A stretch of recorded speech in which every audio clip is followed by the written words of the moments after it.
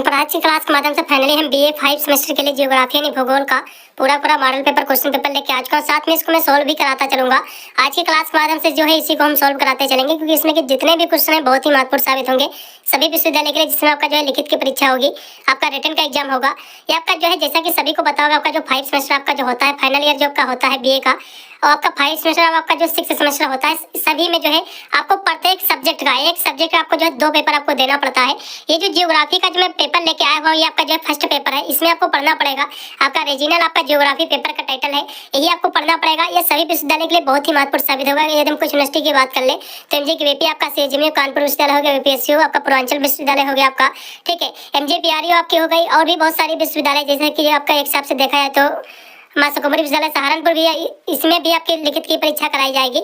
UP की जितने भी विश्वविद्यालय है सभी का सिलेबस सेम ही है, सभी का जो है कह सकते हो पैटर्न भी सेम है, इसलिए सभी विश्वविद्यालय के लिए बहुत ही महत्वपूर्ण साबित होगा। इसके मैंने सभी सब्जेक्ट जो है ऑलरेडी मैंने कवर कर दिया है मॉडल पेपर और क्वेश्चन आंसर का वीडियो आप जाकर जरूर वॉच कीजिएगा। और इसमें आपको पेपर पढ़ना रहता है जिसको हम कहते हैं NRT capability and digital awareness, जो आपका जो है कंपलसरी का आपका पेपर होता है, जो आपका एमसीक्यू का पैटर्न आपका कराया जाता है। उसमें जो आपका कंपलसरी का पेपर होता है आपका एमसीक्यू का होगा, उसका एक ही पेपर आपको देना पड़ेगा। उसकी क्लासे मैंने जो है चैप्टर वाइज मैंने करा दी है, जाकर जरूर वॉच कीजिएगा।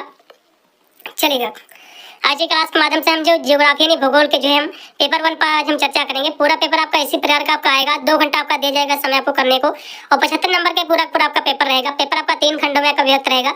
सबसे पहले मैं सेक्शन ए के प्रश्नों पर चर्चा करूंगा। तो इसका जो पहला क्वेश्चन आपका दिया हुआ है कि जो अर्बन प्लानिंग क्या होती है, क्वेश्चन बहुत ही महत्वपूर्ण आपके एग्जाम में प्रश्न आएगा क्वेश्चन आपका। फिर आपका रीजन जिसको हम प्रदेश कहते हैं, ये प्रदेश वाला क्वेश्चन बिल्कुल फंसेगा, 100% की गारंटी इस क्वेश्चन की चलेगा। हम दोनों क्वेश्चन यहाँ से देखेंगे। पहले देखेंगे कि नगर जो है नियोजन क्या होता है, ठीक है, चलेगा। नगर नियोजन की हम बात करें तो जो है नगर नियोजन जो होता है, किसी स्थान पर जो है कह सकते हो सभी जो है नई इमारतें होती हैं, सड़कें जैसे कि पार्क की जो है योजना बनाना। नियोजन का मतलब क्या होता है, किसी चीज की योजना बनाना, उसको जो है कह सकते हो उसका निर्माण करना हो पर उस योजना के तहत, यही आपका जो है नियोजन कहलाता है। तो क्वेश्चन आपका दिया कि नगर नियोजन क्या होता है, तो नगर नियोजन जो होता है किसी स्थान पर सभी नई इमारतें जो है नई सड़कें और जो है पार्कों की जो है योजना और जो है डिजाइन है, ताकि उन्हें जो है वहां रहने वाले लोगों के लिए जो है आकर्षण और जो है सुविधाजनक जो है बनाया जा सके, यही आपका जो है नगर नियोजन कहलाता है। इतनी आपको परिभाषा आपको लिख देना, क्वेश्चन काफी महत्वपूर्ण एग्जाम में आपको देखने को मिलेगा।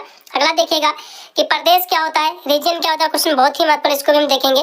प्रदेश की हम बात करें तो प्रदेश एक जो है एक क्षेत्रीय इकाई होता है, जिसके अंतर्गत जो है विशिष्ट तथा जो है समान लक्षण इसमें जो है पाए जाते हैं, और अपने विशिष्ट अभिलक्षणों के कारण जो है यह जो है अन्य भूभागों से जो है भिन्न होता है। और एक प्रदेश के अंतर्गत जो है किसी एक या फिर जो अनेक तत्वों की जो है समानता पाई जाती है। जो प्रदेश होता है इसमें जो है बहुत सारी जो है समानता पाई जाती है, एक तत्व पर या फिर जो है बहुत सारी समानता पाई जाती है। विभाजन के जो है किसी निश्चित आधार पर जो है जितनी दूरी तक जो है समानता या फिर जो है समरूपता पाई जाती है, उसे एक जो है प्रदेश के अंतर्गत जो है शामिल किया गया है। ये जो प्रदेश होता है ठीक, इसमें बहुत सारी जो समानता पाई जाती है, इसके तत्व पाए जाते हैं समानता की। तो ये जो समरूपता इसमें जो पाया जाता है एक निश्चित आधार पर, तो यही आपका जो है प्रदेश कहलाता है। इसी के अंतर्गत शामिल किया गया है इसको। और इस प्रकार जो है प्रदेश की जो है इसमें जो है बहुत सारी विशेषताएं नीचे लिखी हुई, हम समझेंगे इनको।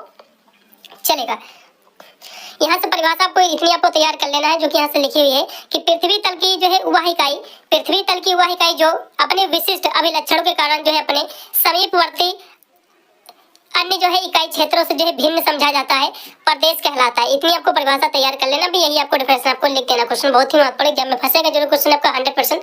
अगला देखिएगा, सतत विकास क्या था, इस क्वेश्चन की 100% की गारंटी आपके जो है शॉर्ट में देखने को मिले फिर लॉन्ग में देखने को मिलेगा क्वेश्चन बिल्कुल आपको, ठीक है, इसको भी रट लीजिएगा। अगला देखेंगे कि जो है फंक्शनल आपका रीजन्स क्या होता है, जिसको जो हम इसको जो है फंक्शनल आपका जो है प्रदेश कहते हैं, क्या होता है क्वेश्चन भी महत्वपूर्ण, दोनों क्वेश्चन देखेंगे। सबसे पहले देखेंगे जो है सतत विकास क्या होता है, जिसको हम सस्टेनेबल आपका डेवलपमेंट कहते हैं, क्वेश्चन भी महत्वपूर्ण है। चलेगा, सतत विकास क्या होता है इसको बारे में हम समझेंगे। सबसे पहले तो सतत विकास जो होता है जो है मौजूदा पीढ़ी यानी जो हम इसमें जो जी रहे हैं, मौजूदा जो पीढ़ी प्रेजेंट टाइम की, इसकी जरूरतों को पूरा करना, हमारी जो जरूरतें हम इसको पूरा करें, और साथ में जो हमारी आने वाली जो पीढ़ी है, हमारे जो बाल बच्चे हैं, उनके लिए भी जो है कह सकते हो उनकी भी जो है जरूरतें पूरी हो सके, तो यही आपका सतत विकास कहलाता है। इतनी आपको परिभाषा लिख दीजिएगा। यही आपका इसमें लिखा भी हुआ है कि मौजूदा पीढ़ी की जो जरूरतों को पूरा करना और साथ ही यह सुनिश्चित करना कि जो आने वाली जो पीढ़ियां है इनकी भी जो जरूरत जो है पूरी हो सके, यही आपका सतत विकास कहलाता है। इसके जो है 3 इसके प्रमुख जो है इसको क्षेत्र होते हैं। इसमें जो है आर्थिक होता है, पर्यावरणीय और जो है सामाजिक, इसके 3 जो प्रमुख क्षेत्र माने गए हैं। तो इतनी आपको परिभाषा लिखना सतत विकास की। अगला देखिएगा, चलेगा। अगला ऑप्शन आपका दिया कि फंक्शनल आपका प्रदेश क्या होता है, इसको हम कार्यात्मक प्रदेश क्षेत्र कहते हैं, फिर प्रदेश कहते हैं।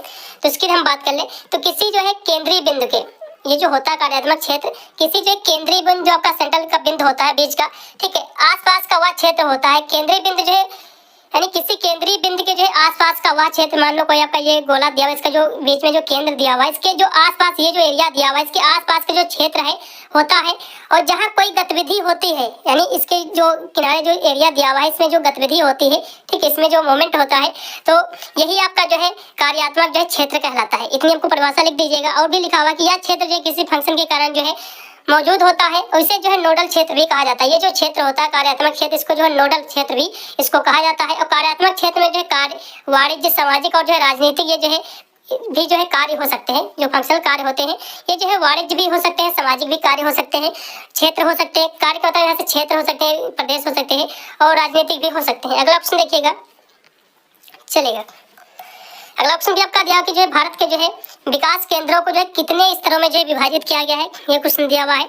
फिर अगला ऑप्शन आपका दिया कि आर्थिक विकास के जो है रोस्टोव के जो है मॉडल की आपको जो कितनी अवस्थाएं इन्होंने बताई है, इसको आपको बताना है। चलेगा, हम दोनों क्वेश्चन देखेंगे।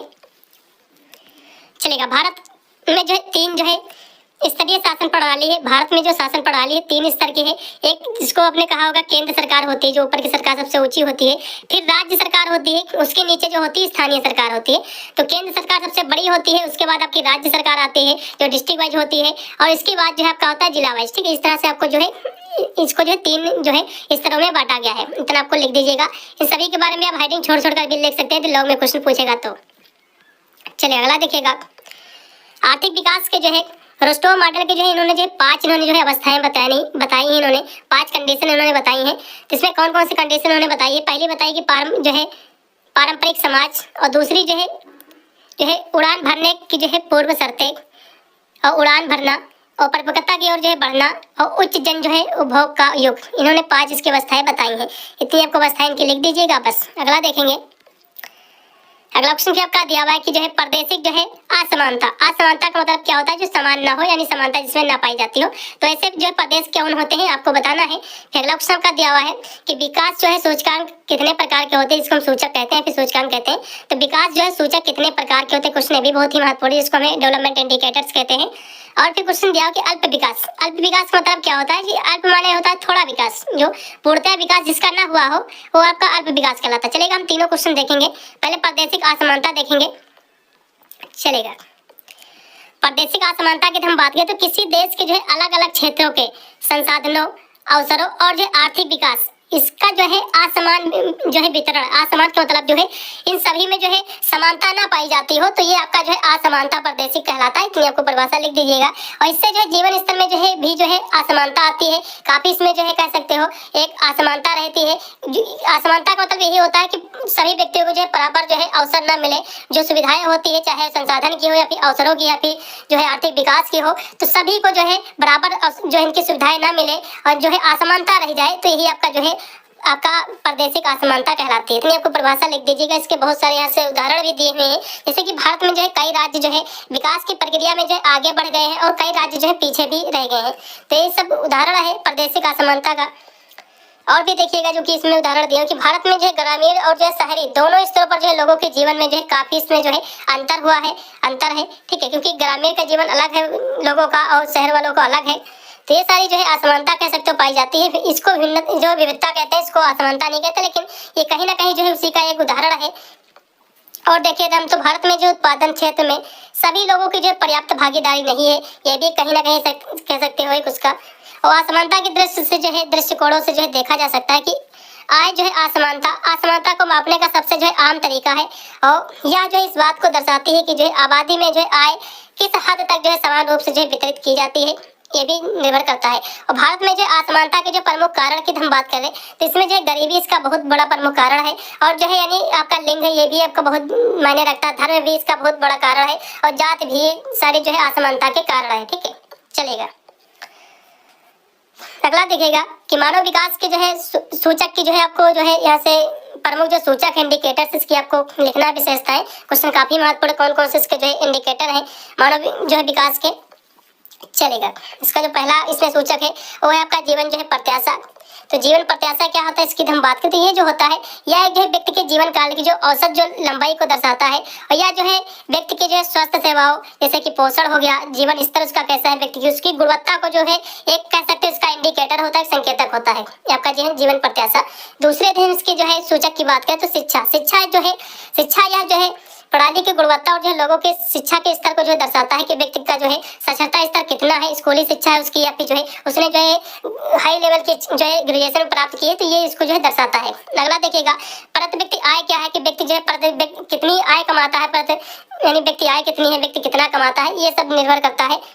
फिर अगला स्वास्थ्य, यानी स्वास्थ्य से ये मतलब है कि जो है लोगों के स्वास्थ्य को स्तर को दर्शाता है कि व्यक्ति जो है का स्वास्थ्य कैसा है, उसकी जो है शिशु की मृत्यु दर कितनी है, उसमें जो है जन्म दर कितने है, तो ये सब चीजों को दर्शाता है। साथ में जो है संक्रमण रोगों की जो है दर को भी ये जो है मापता है, उसका मेजरमेंट करता है। अगला देखिएगा लिंग समानता, यह जो है लिंग के आधार पर जो है असमानता के स्तर को जो है दर्शाता है। लिंग के आधार पर जैसे कि यह जो शिक्षा, स्वास्थ्य और आर्थिक भागीदारी में जो है लैंगिक समानता को भी जो है मापता है। मानव गरिमा, यह जो है लोगों की गरिमा स्वतंत्रता स्तर को जो दर्शाता है, और यह जो है अभिव्यक्ति की जो स्वतंत्रता, सभा की स्वतंत्रता और धर्म की स्वतंत्रता जैसे जो है कारकों को भी जो है इस मापन करती है। और देखिएगा जो कि पर्यावरणीय जो स्थिरता भी दी हुई है, यह जो है पर्यावरण की स्थिति और उसकी जो क्षमता को ठीक है इसको दर्शाता है। और यह जो जलवायु परिवर्तन जैसे हो गया, वायु प्रदूषण, जल प्रदूषण, बहुत सारे कारकों को भी जो है मेजरमेंट करती है, मापती है। अगला पीस में वो पॉइंट दिया हो कि सामाजिक सुरक्षा क्या होती है। सामाजिक सुरक्षा के दृष्टि बिंदु की बात करें तो यह जो है लोगों की जो सामाजिक स्तर की जो सुरक्षा होती है, जैसे कि यह जो है बेरोजगारी लाभ, स्वास्थ्य बीमा, पेंशन योजना, ये सब कार्य होते हैं, इनको भी जो है इसका मापन करता है, मेजरमेंट करती है।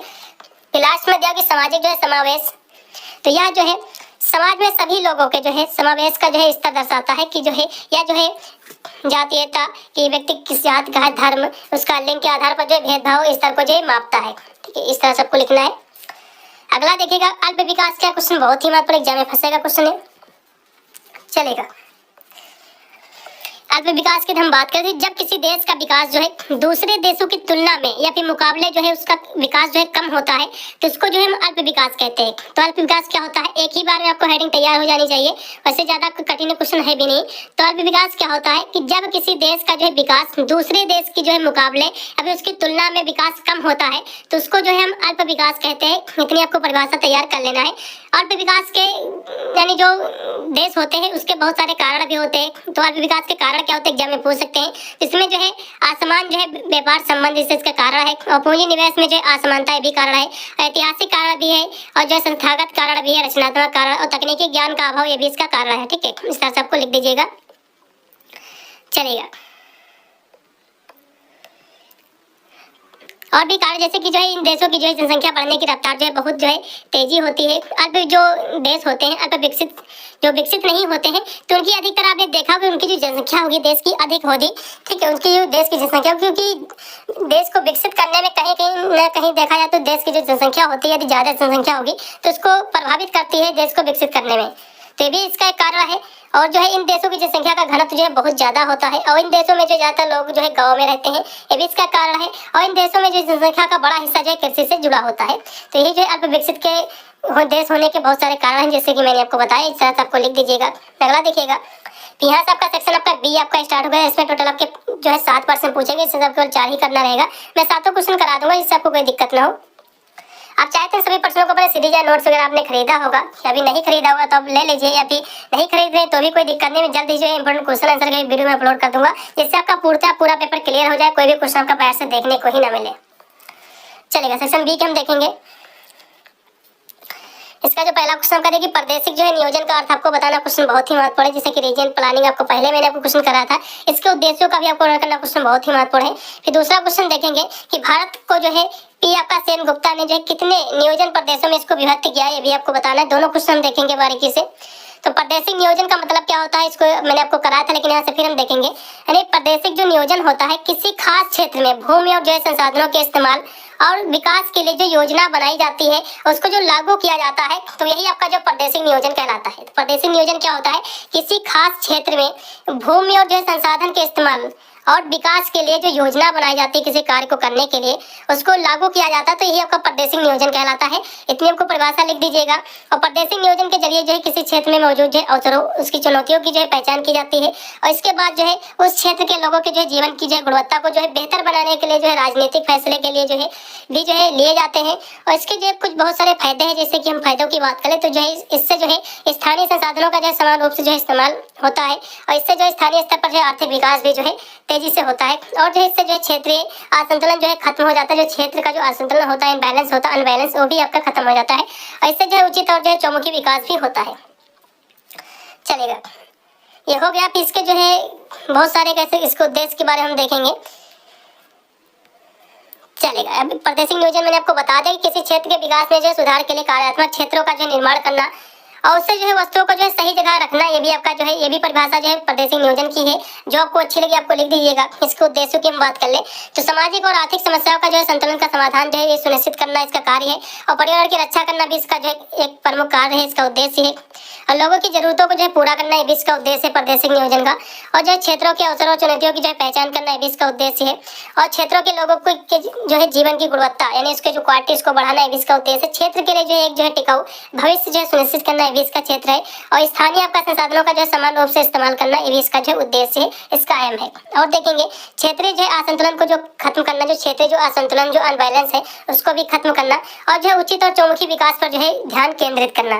तो ये सारे इसके उद्देश्य आपको लिख दीजिएगा हेडिंग छोड़-छोड़कर, क्योंकि लॉन्ग में क्वेश्चन था इसलिए मैंने काफी इसको लॉन्ग में बताने का प्रयास भी किया।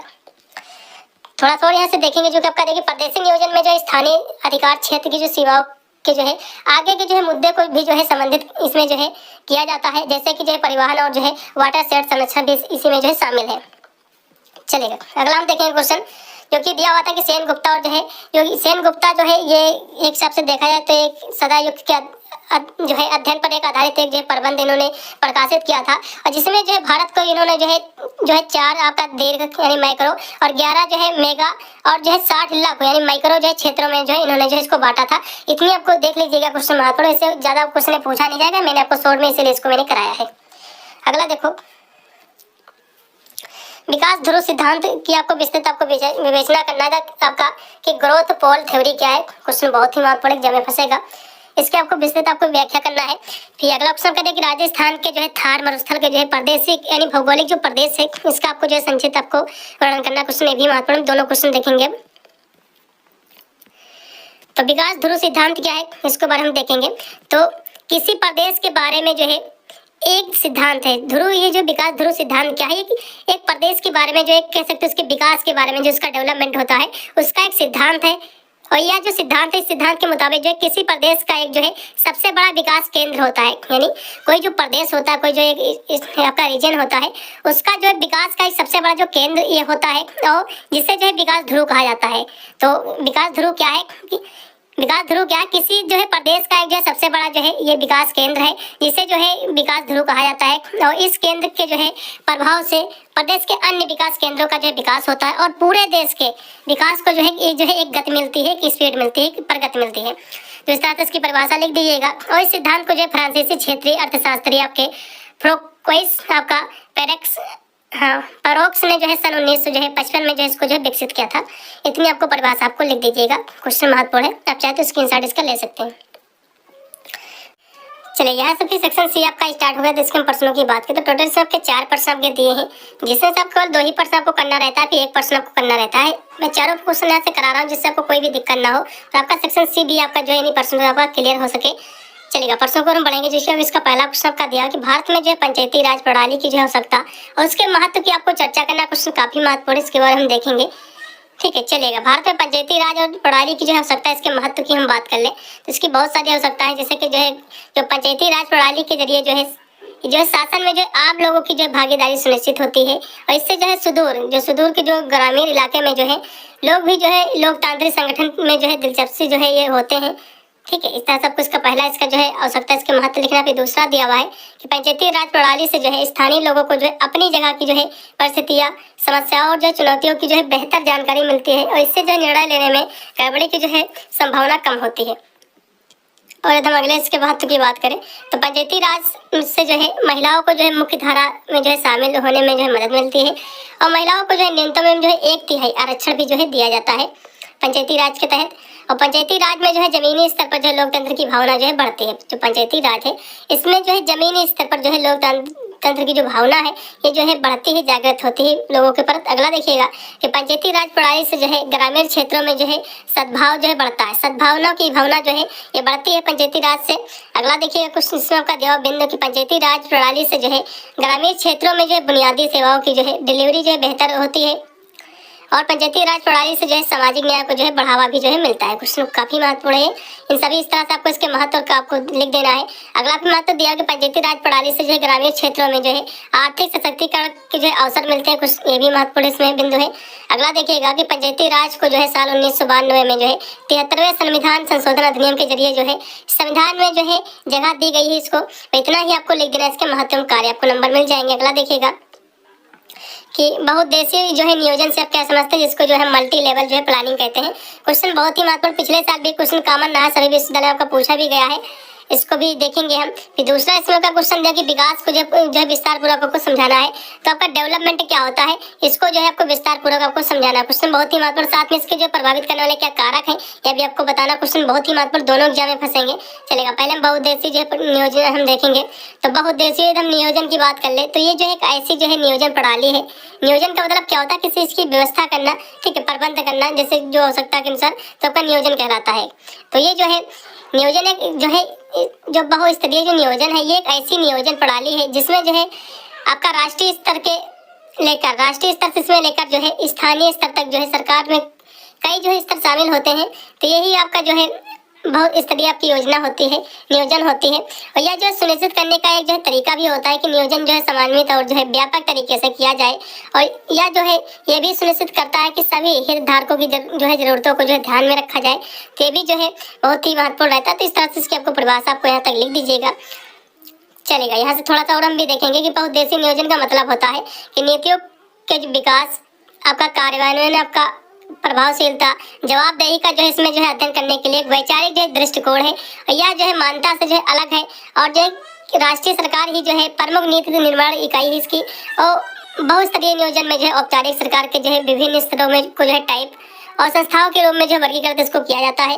और इन जो है संस्थाओं के बीच जो है संबंध सीधे जो है ऊपर से नीचे तक जो है पदानुक्रमित जो है नहीं होते हैं। हालांकि गैर जो है आपका विभागीय जो सरकार होती है, एजेंसियां होती हैं और जो वैधानिक आपका परामर्श करता है, जैसे अन्य संस्थाएं हो गए जिन्हें टाइप या फिर संस्था कहा जाता है, तो ये जो है शासन प्रणाली को जो है प्रभावित करती हैं। तो इस तरह से आपको लिख दीजिएगा। अगला यहाँ से देखेंगे थोड़ा सा और भी इसमें दिया कि जो है नियोजन की जरूरत जो है तब पड़ती है जब किसी काम को जो है पूरा करने के लिए कई विकल्प मौजूद हो। नियोजन की आवश्यकता कब पड़ती है, जब किसी कार्य को पूरा करने के लिए आपके पास एक नहीं बहुत सारे विकल्प आपके पास हो, तो ये जो है नियोजन की आवश्यकता तब पड़ती है। तो नियोजन का मतलब होता है कि उद्देश्यों का जो निर्धारण करना। नियोजन का मतलब क्या होता है, उद्देश्य की जो है पूर्ति करना, कौन सा आपका एम है, क्या करना चाह रहे हैं आप, तो उसकी पूर्ति करना और जो है उन उद्देश्यों को पाने के लिए जो सही तरीका विकसित करना कि हमको कोई कार्य करना है अपने जीवन में, तो उसको कैसे जो है उसका उद्देश्य हम इसके क्या रहेंगे हमारे जीवन में और साथ में उसको हम कैसे उन उद्देश्यों को पूरा कर सके। तो ये जो तरीका होता है इसको विकसित करने का यही नियोजन कहलाता है। तो यह जो है सभी प्रबंधीय फैसलों और जो है कार्रवाइयों को जो है विकसित करने से जो है जुड़ा हुआ है नियोजन। इस तरह से आपको लिख दीजिएगा। फिर अगला हम क्वेश्चन देखेंगे कि विकास से क्या तात्पर्य है, डेवलपमेंट क्या है। क्वेश्चन बहुत ही महत्वपूर्ण, इसके प्रभावित करने वाले कारक क्या हैं भी हम देखेंगे। तो विकास जो होता है जिसको हम डेवलपमेंट कहते हैं। तो विकास जो है ये व्यापक शब्द है जिसका मतलब होता है समय के साथ जो है लोगों में होने वाला जो कार्यात्मक जो फंक्शनल जो बदलाव होता है, जो चेंजेस होता है, यही आपका जो विकास कहलाता है। यानी समय के साथ लोगों में जो चेंजेस आता है, जो उसके बदलाव आते हैं, ठीक है, उसके चाहे व्यवहार में बदलाव हो या फिर उसके लैंग्वेज या फिर उसके रहन सहन में बदलाव हो, ये जो चेंजेस आता है कम्युनिटी यानी समुदाय में, तो यही आपका जो है विकास कहलाता है। और विकास के जो है बहुत सारे मतलब हो सकते हैं। यहाँ से बहुत सारी परिभाषा नीचे लिखी है कि विकास जो होता है ये लोगों के व्यवहार और लोगों के कार्यों में होने वाले जो बदलाव होते हैं, व्यक्ति जो होता है उसके जो व्यवहार होते हैं, उसके जो कार्य होते हैं, इसमें जो होने वाला चेंजेस होता है, जो बदलाव होता है, यही आपका जो है विकास कहलाता है। ये भी डिफिनेशन लिख सकते हो। और यह बदलाव जो जैविक और जो पर्यावरणीय कारकों से जो है प्रभावित हो सकता है, जैसे कि मानव जो है आंखों का बढ़ना और दृष्टि का विकास होना, तो ये सब इसमें शामिल है। अगली परिभाषा भी उसी में दी हुई है कि किसी व्यक्ति की संरचना, किसी व्यक्ति की स्ट्रक्चर है, उसके विचार है, ठीक है, और उसका व्यवहार में जो बदलाव होता है व्यक्ति के, तो यही आपका जो है विकास कहलाता है। और यह बदलाव जो जैविक और जो है पर्यावरणीय जो है इसके इफेक्ट से जो है ये प्रभाव से होता है। और भी परिभाषा बहुत सारी लिखे हैं, जिससे कि जो विकास होता है ये जो है व्यक्तिगत हो सकता है, सामाजिक और आर्थिक क्षेत्रों में जो है उन्नत और सुधार की जो है ये सतत प्रक्रिया है। और इसमें जो है नए कौशल हासिल करना और ज्ञान का विस्तार करना और क्षमताओं को जो है निखारना, ये सब कुछ इसमें शामिल है। और इसमें और भी इसकी डिफिनेशन दी हुई है कि विकास का मतलब है लोगों के जो है आर्थिक जीवन में जो है सुधार हो और उसका जो है जीवन स्तर जो है ऊंचा हो। और इसमें जो है शुद्ध जो है प्रति व्यक्ति आय जो है में वृद्धि होने के साथ साथ असमानता, गरीबी, निरक्षरता और जो है बीमारी जो है इसमें कम हो, तो यही आपका जो है विकास कहलाता है। तो यहाँ तक इसकी डिफिनेशन थी। विकास के जो कुछ उद्देश्य, जैसे कि जो है ये इसका जो उद्देश्य रहता है विकास का, ये रहता है गरीबी को जो है कम करना, अंतर्राष्ट्रीय उपभोग स्तरों में जो है अंतर को जो है कम करना और पर्यावरण पर जो है बेहतर नियंत्रण करना और लोगों के जो है जीवन की गुणवत्ता में जो है सुधार लाना, इसके उद्देश्य रहते हैं विकास के। ठीक है, तो इतने आपको उद्देश्य लिख देना है अलग अलग थोड़ा सा नंबरिंग करके। यहाँ से इसको जो है प्रभावित करने वाले कारक कौन कौन से, इस पर हम चर्चा करेंगे। तो जो डेवलपमेंट होता है, जो विकास होता है, इसको प्रभावित करने वाले कारक बहुत से, जैसे कि अनुवांशिकी। अब अनुवांशिकी आपको हेडिंग छोड़ना है, उसके अंतर्गत आपको लिखना है अनुवांशिकी कैसे इसमें जो है इसको प्रभावित करता है। तो अनुवांशिकी का मतलब होता है आपके जो माता पिता के जो विकास में, मान लो कोई जो जीन्स है या फिर व्यक्तिगत कैसा है आपके माता पिता, तो ये जो है व्यक्ति का विकास उस पर जो है निर्धारित होता है अनुवांशिकी। ठीक है, और जब पर्यावरण कारक की हम बात करते हैं, इसमें जो जलवायु, संज्ञानात्मक उत्तेजना, आहार, मित्र, आवास की स्थिति, संक्रमण, प्रदूषण, ये सब जो है तनाव इसमें जो है शामिल है, ये भी प्रभावित करते हैं विकास को। और सामाजिक जो है आर्थिक परिस्थितियाँ, ये भी इसको प्रभावित करते हैं। इसमें जो है गुणवत्तापूर्ण जो है शिक्षा, स्वास्थ्य जो है देखभाल तक जो है पहुंच, पारिवारिक जो है गतिशीलता, सांस्कृतिक जो है मानदंड और सामुदायिक समर्थन, ये सब कुछ जो है इसमें शामिल है। और सरकार का जो है भूमिका भी इसमें जो है महत्वपूर्ण, इसका जो है प्रभावित करती है इसको, क्योंकि सरकार जो है विकास प्रक्रिया में जो है अग्रणी जो है भूमिका निभाती है। और जीवन शैली की हम बात करें तो जीवन शैली भी जो है विकास को प्रभावित करती है, क्योंकि जीवन शैली के जो है विकल्प जो है विकास की जो है क्षमता को जो है प्रभावित करती है। तो इस तरह से इसको प्रभावित करने वाले कारक आपको लिखना है। फिर लास्ट में क्वेश्चन आपका दिया कि फ्राइडमैन के जो है केंद्र परिधि मॉडल पर आके आपको लेख लिख देना है। क्वेश्चन ये भी महत्वपूर्ण है, चलेगा। इसके स्थान पर दूसरा क्वेश्चन करेंगे कि मुन्नर जो मेंडल के जो सिद्धांत की आपको जो है समीक्षा करना। क्वेश्चन बहुत ही महत्वपूर्ण, एग्जाम में 100% फंसेगा, इसको देखो। तो मेंडल ने जो है अपने सिद्धांत में जो है उन समस्त राष्ट्रीय और जो अंतर्राष्ट्रीय शक्तियों का जो उल्लेख किया है। ये जो मेंडल का जो सिद्धांत है, इसमें जो इन्होंने जो है राष्ट्रीय और अंतर्राष्ट्रीय जो शक्तियां हैं, जो पावर है, उसका इन्होंने जो उल्लेख किया है। उन्होंने जो है अल्प विकसित है, जो यानी कम विकसित है देशों को जो है एक संचयी प्रक्रिया के जो अंतर्गत रखा। ये जो अल्प विकसित का मतलब होता है जिसमें जो गरीबी स्वयं अपना जो है कारण बन जाती है, कि जो है प्राइवेट को इन्होंने दर्शाया। इस तथ्य को कोई भी जो है नहीं झुठला सकता है कि अल्प विकसित देशों में जो है दृढ़ता, प्रतिष्ठित प्रभावों द्वारा जो है प्रसार प्रभाव जो है ये समाप्त कर दिए जाते हैं। और राष्ट्रीय और अंतर्राष्ट्रीय शक्तियाँ जो है प्रतिष्ठित आपका प्रभाव को मजबूती देकर जो क्षेत्रीय विषमताओं में जो वृद्धि करती है। और निश्चित तौर पर बाजार शक्तियों के जो है स्वतंत्र संचालन और जो है मुक्त बाजार ने जो है निर्धन देशों की जो है निर्यात क्षमता जो है कम कर दी है। और इसके परिणाम स्वरूप जो है निर्धन देशों में जो आयातों और निर्यातों के जो है मध्य व्यापक जो है अंतराल जो उत्पन्न हो गया है। और इसमें जो है निर्धन देशों के लिए जो विकास का कार्य अधिक महंगा और जो जटिल बन गया है। और वर्तमान में जो अधिकांश अल्प विकसित जो है राष्ट्र भुगतान और जो है शेष की जो है अनुकूलता से जो है पीड़ित हैं। और इसमें जो है इसके पास जो है विदेशी मुद्रा भंडार की जो है कमी भी है और तकनीकी के लिए जो है विकसित देशों पर जो है निर्भर रहते हैं। तो इस तरह से आपको इसमें आपको परिभाषा लिख दीजिएगा। पूरा मैंने पेपर सोल्व करा दिया, इतना ही क्वेश्चन था। आपका जो है जियोग्राफी का फर्स्ट पेपर है, ठीक है। मैंने सभी सब्जेक्ट का जो है इसी तरह मैंने पेपर सोल्व करा रखा है। और साथ में मैंने जो इंपॉर्टेंट क्वेश्चन आंसर का वीडियो दे रखा है। इसमें आपका जो पेपर पढ़ना रहता है ninety quality and digital awareness 5 semester में, उसकी मैंने क्लासेस जो चैप्टर वाइज मैंने करा दी है। आप जाकर जरूर वॉच कीजिएगा। सारी मैं प्लेलिस्ट का लिंक डिस्क्रिप्शन में डाल दूंगा, या फिर मेरे चैनल भी आप जाकर जो है तैयारी कर सकते हैं। चैनल पर फर्स्ट टाइम आया हो तो जरूर चैनल को सब्सक्राइब करके जाइएगा, क्योंकि मैं सिर्फ बीएससी के सेमेस्टर की एग्जाम की तैयारी कराता हूँ, जिसके वजह से अपने एग्जाम में अच्छे मार्क्स ऑब्टेन कर सकते हैं। चलेगा, मिलता हूँ वीडियो में, तब तक सभी को थैंक यू फॉर वॉचिंग।